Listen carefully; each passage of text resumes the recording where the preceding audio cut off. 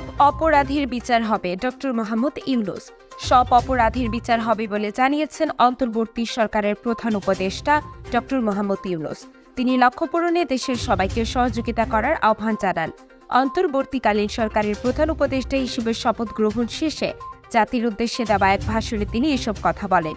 বৃহস্পতিবার রাত ৯টা ২১ বঙ্গভবনে শপথ নেন ডক্টর মোহাম্মদ ইউনূস। রাষ্ট্রপতি মোহাম্মদ শাহাবুদ্দিন তাকে শপথ পাঠ করান।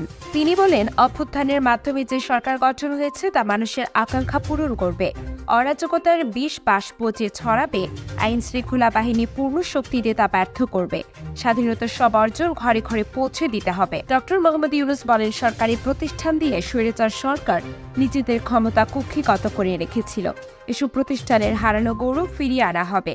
যারা অপরাধ করেছে তাদের আইনের আওতায় এনে শিগগিরই উপযুক্ত শাস্তি দেওয়া হবে। এই কথা সব মন্ত্রণালয়, সংস্থা, দপ্তর, শিক্ষা প্রতিষ্ঠানের জন্য প্রযোজ্য।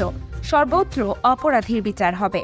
তিনি বলেন, প্রত্যেকটি অফিসের দায়িত্বরতরা নিজ নিজ দায়িত্ব পালনের মাধ্যমে দ্বিতীয় স্বাধীনতা উপভোগ করবেন, দেশের মর্যাদাকে গৌরবের শীর্ষে নিয়ে যাবেন। সবাইকে নির্ভয়ে ও আনন্দ চিত্তে নিজ নিজ কর্মস্থলে নিজের জায়গা থেকে সামর্থ্য নিয়ে এগিয়ে আসার আহ্বান জানিয়ে নতুন সরকার প্রধান বলেন, দেশের সব মানুষকে স্বাধীন, নির্ভয়, নির্ভার, নিরুদ্রেক থাকার নিশ্চয়তা দেওয়ার জন্য ছাত্ররা শহীদ হয়েছেন। তারা গণ অভ্যুত্থান করেছেন। এই অভ্যুত্থানের মাধ্যমে সৃষ্ট সরকার সবার সরকার। এখানে সবার আকাঙ্ক্ষা পূরণের সরকার থাকবে। ডক্টর মোহাম্মদ ইউনূস বলেন, অরাজকতার বিষ বাষ্প যেই ছড়াবে, বিজয়ী ছাত্র জনতা সমূহ মুক্ত মানসিকতার মানুষ, আইন শৃঙ্খলা বাহিনীর পূর্ণ শক্তি তাদের ব্যর্থ করে দেবে।